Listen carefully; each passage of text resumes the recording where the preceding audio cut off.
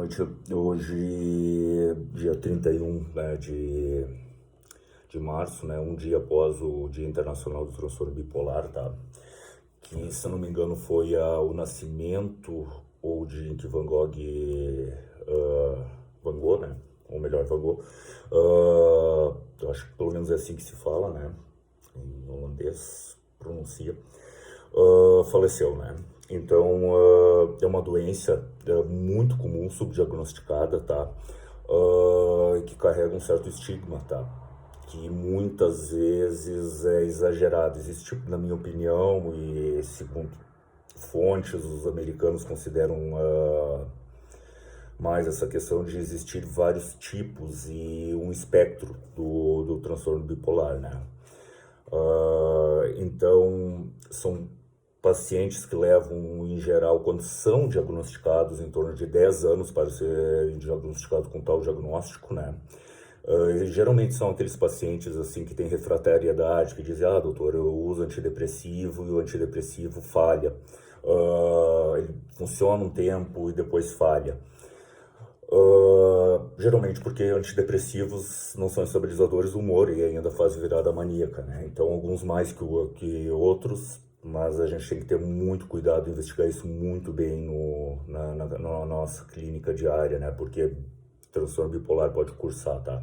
Com ansiedade, depressão não preciso nem falar, euforia, problemas cognitivos com alguns anos de evolução, psicose. Então eles podem vir a te procurar em função de um sintoma, tá?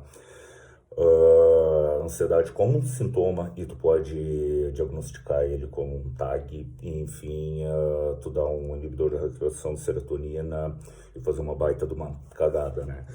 Então, assim, são pacientes que muitas vezes apresentam comportamento impulsivo, podem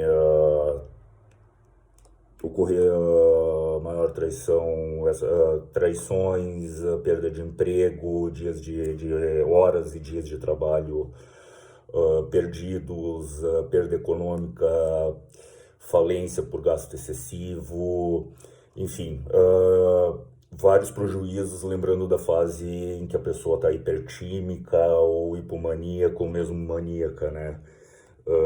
Dentro da sua fase, dentro da fase do transtorno bipolar, que na maioria das vezes é bem curtinho e bem delimitado assim ao longo do ano, né? Na maioria dos pacientes, né? Então, mas todo mundo fala desses prejuízos que o paciente vai acumulando ao longo da vida, tá? Porém, eu, Gustavo, acho que muitos desses pacientes têm uma alta funcionalidade, tá? E em função da doença, em função dessa questão mais acelerada, de velocidade de pensamentos mais acelerado, uma impulsividade até certo ponto para ocupar cargos de chefia ou ter uma energia exagerada e tu trabalhar, pode ter ganhos por um tempo, financeiros, sucesso no trabalho. Simplesmente pega o Van Gogh, simplesmente ele, para isso, para não citar outras personalidades e mesmo colegas nossos que admitem e fazem tratamento e são grandes estudiosos, enfim. Então, é uma doença que ela é traiçoeira por isso também. Então, qual seria o problema? Não seria uma doença, seria uma adaptação à vida cotidiana, acelerada. Mas não, tem vários estudos demonstrando, né, que tu tem um prejuízo, um estresse oxidativo no teu cérebro, né, levando a quadros de demência mais precoce, né. O cérebro vai desgastando, comendo óleo, enfim, tu não vai dormindo, não vai, o sono é importante para a remoção da proteína tal, enfim, daquelas proteínas ligadas à doença de Alzheimer e outras demências. Então tu vai te privando disso, vai aumentando o estresse oxidativo do teu cérebro e do corpo, tá? Como se fosse alguma coisa desconexa uma da outra, né? Tu tem problemas com a alimentação, seja comendo pouco, comendo muito, comendo em binge, enfim, são algumas manifestações que cursam com sintomas físicos também, né? Então, essa é a cilada daquele paciente que pode ter uma alta funcionalidade no seu período mais hipertímico, hipomaníaco, maníaco, né? Mas isso não é uma regra, digamos que esses são os pacientes sortudos, enfim. O que eu posso dizer? É uma doença bastante comum, tá? Que hoje em dia existe várias medicações novas que nos últimos anos surgiram, né, para o tratamento dela, muito boas, e o tratamento é individualizado, tá? A gente não pode considerar o mesmo tratamento, um guideline, enfim, para um paciente usar uma olanzapina, que muitas vezes é ótima para tratar, vamos usar uma olanzapina num paciente obeso, diabético, não, né? Enfim, tem que considerar uma medicação que não cursa com ganho ponderal, tá? A medicação padrão ouro, tá? Seria uma exceção nisso e uma medicação que eu, na minha prática, eu considero primeira opção, segunda opção, terceira opção, quarta opção, é o lítio. A medicação talvez não tão falada, tá? Mais no meio acadêmica, ela é consagrada porque nunca gerou royalties para a indústria farmacêutica, né? Então, é uma medicação que eu considero uma exceção a essa. Quase todos os pacientes havia uma possibilidade, mas nunca foi demonstrado isso, pelo menos não nos estudos que eu li, de que cicladores rápidos não responderiam muito bem ao lítio, né? Mas ainda assim o lítio, ele evita o estresse oxidativo e não à toa ele está sendo estudado em doses baixas para prevenção de quadros demenciais, né?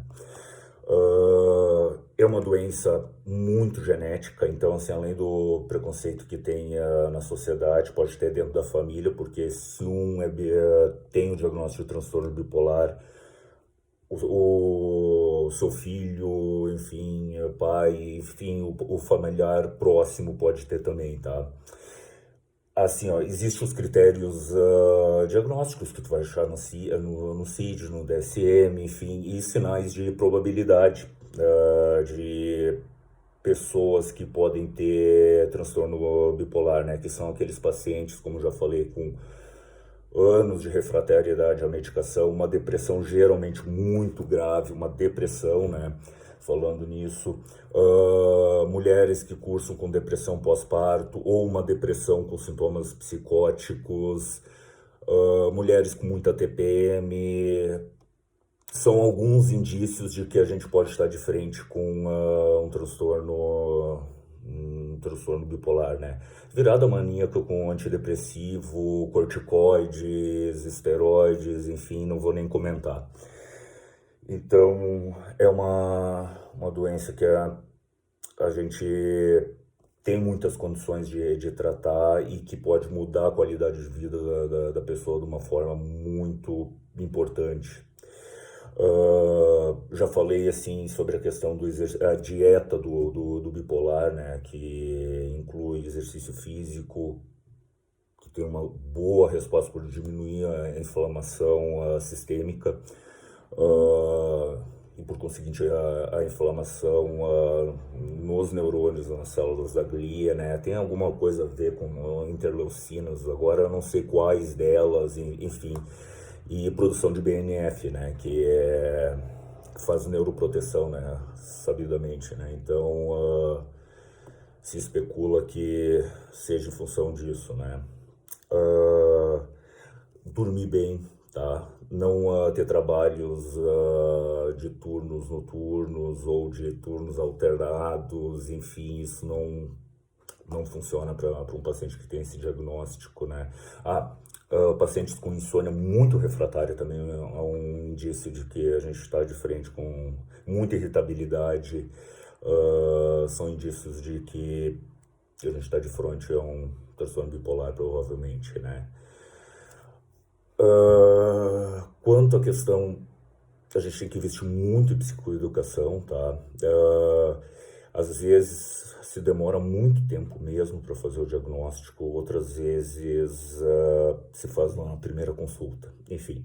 Mas tem toda uma questão de como tu vai contar isso para o paciente. Eu recomendo da gente falar até onde o paciente quer saber, entende?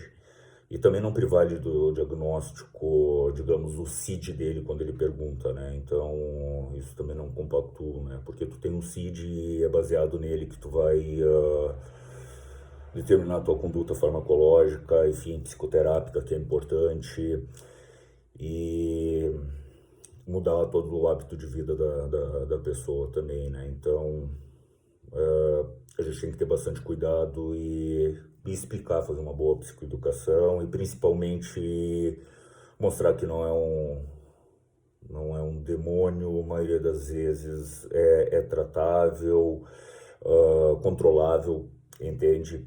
Então, eu tendo a ser muito mais otimista quanto a essa doença que muitos colegas meus, a mais que alguns colegas meus, né, nesse quesito. Então, o que mais eu poderia falar, né? Pacientes que têm um histórico de muita tentativa de suicídio na família ou ter o suicídio consumado, tá? Também é a probabilidade de tu estar de frente a um transtorno bipolar, tá? Eles, junto com a depressão, se estima que em torno de quase 40% dos suicídios no mundo são por transtornos bipolares e a depressão, tá? Eu acho que talvez o transtorno bipolar, o suicídio pode ser bem mais frequente, principalmente no episódio misto, em que a depressão, acontece aquela depressão eufórica, né? Então, ela pode ser classificada de início precoce, né, antes dos 25 anos, e início tardio, acima de 60, né? Quando é início tardio, o que é um pouco raro de acontecer, a gente tem que investigar causas clínicas, como eu já falei, talvez abuso de corticoides em função de uma questão de dor, causas orgânicas a gente tem que excluir, né? E se eu tenho alguma coisa para falar, na minha experiência, considerar muito a questão do exercício físico, de uma boa noite de sono, do uso da medicação, da psicoeducação, porque a gente sabe que em períodos de euforia o paciente normalmente para a medicação e para o psiquiatra já sabe que isso vai acontecer em algum momento, tá? Geralmente quando ele te procura, tu é o terceiro ou quarto psiquiatra que vai dar o diagnóstico e vai falar o mesmo. Azar o teu se tu for o primeiro a ter que dar esse diagnóstico, provavelmente tu vai perder o paciente. O uso irregular da medicação, então é muito comum, principalmente na fase de euforia, né, em que a pessoa simplesmente esquece o período depressivo, né, mas tem que deixar, com o tempo ela vai se conscientizando que depois da euforia vem a depressão com tudo. Enfim, existe até toda uma explicação dinâmica, psicodinâmica para isso, na qual eu não acredito muito nesse caso, de defesas maníacas em relação à depressão, que todo maníaco tem uma depressão no fundo, enfim, eu acho que nesse caso é muita poesia para explicar algo que não se tinha na medicina da época, né? Se explicou com poesia. Então, eu acho que era isso, né? A gente tem grandes estudiosos aqui no Brasil, ali em Porto Alegre, enfim, grupos de pesquisa muito interessantes, né? Com essa doença, né? E, inclusive a relação com transtornos alimentares, enfim. E vou fazer outros vídeos, né? Sobre outros aspectos do transtorno bipolar.